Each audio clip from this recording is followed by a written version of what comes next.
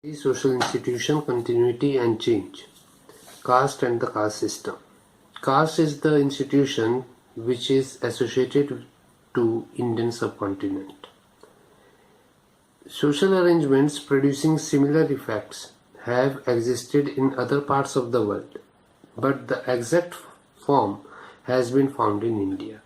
There are many communities, there are many countries such as the Polynesians, the Americans, who have adopted the social stratification in their society, but in different ways.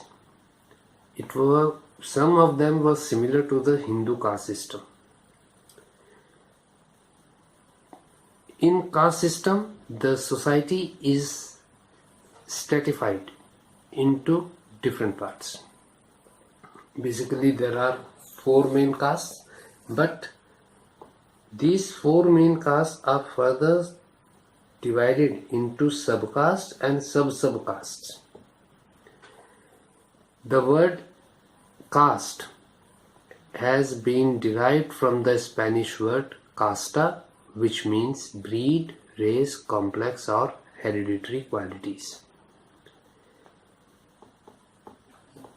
The caste system, or you may say the castes, are determined on the basis of birth. Therefore, castes are ascriptive groups. Ascriptive means by birth, janam se. An individual born in a particular caste will share the status of that particular caste. In India, the Portuguese applied this term caste. They called it as casta, and this was first of all coined by Garcia de Orta in the year 1563 in one of his books, where he wrote Homa de Bau Casta, which means man of good family. He said that a person who was born in a shoemaker's house will become a shoemaker. So this was how he cleared the concept of caste. In its earliest phase, in the late Vedic period between 900 to 500 BC, caste system was really a one system. Means वैदिक period में caste system क्या था? वो caste system नहीं था जो हम आज देख रहे हैं. It was a one system and considered of mainly 4 divisions, and these divisions were based on the division of labor. That is, the persons who were interested in certain works, special works, who had the skills, abilities and capabilities of performing certain work at that time were divided into different categories. Therefore, in the one system, 4 categories were made. Those 4 categories were the Brahmins, the Kshatriyas, the Vaishyas and the Shudras. The persons who were having sound knowledge of certain subjects and who were meant to teach others, they were categorized as the Brahmins. The persons who had the abilities and capabilities of performing the skills of a leader, or they were good warriors, they had learned how to fight, and they were owners of the land holdings, and they were good agriculturists. they were categorized under the category of Kshatriyas. The persons who were looking after the economy, trade and commerce, they were categorized under the category of Vaishya.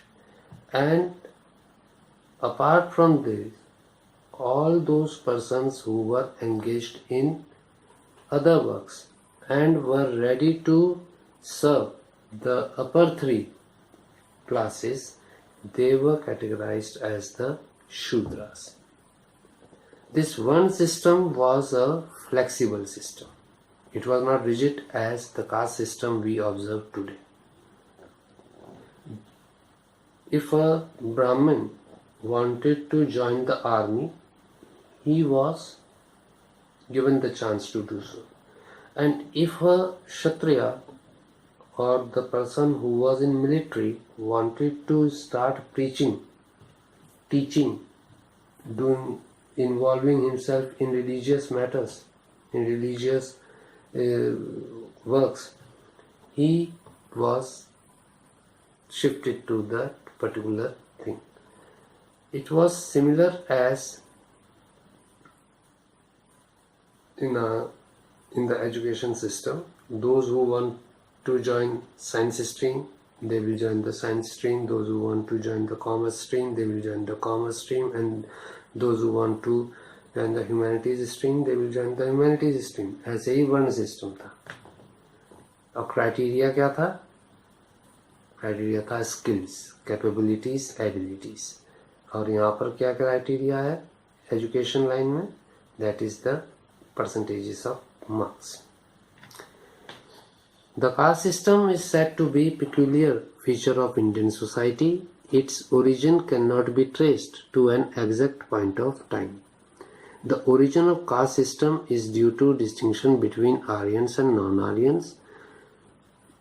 So the origin of this caste system was the distinction between the Aryans and non-Aryans. Indo-Aryans spoke of the Dasavan for non-Aryan Dasa people.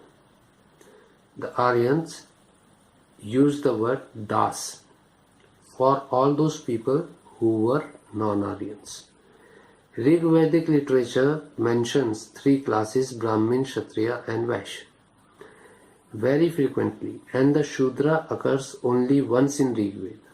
Rig Veda में Brahmin, Kshatriya and Vaishya, these three ones have been described on regular basis, but the Shudra term was only mentioned once. The words Brahmin, Kshatriya, Vaishya and Shudras were names of classes rather than caste. They were the classes. They were not the caste at that time.